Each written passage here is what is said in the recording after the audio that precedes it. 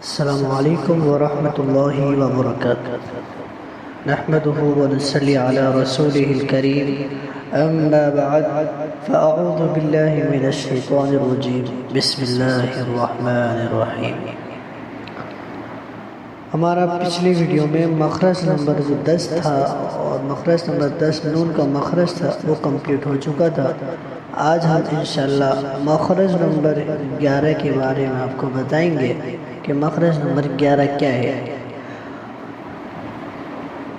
مخرج نمبر 11 یہ ہے کہ را کا مخرج ہے، زبان کی کروٹ سے نوک تک کا حصہ، زبان کی کروٹ سے نوک تک کا حصہ، مع کچھ پشت یعنی جو پچھلا جو حصہ ہے، پشت کہتے ہیں پیچھے کو، زبان کی جو پیچھے کا جو حصہ ہے تو مع کچھ پشت زبان جب ثنایا رباعی اور انیاب، ثنایا رباعی اور انیاب ان تین دانتوں کے مسوڑے سے لگے تو یہاں سے غو ادا ہوتا ہے۔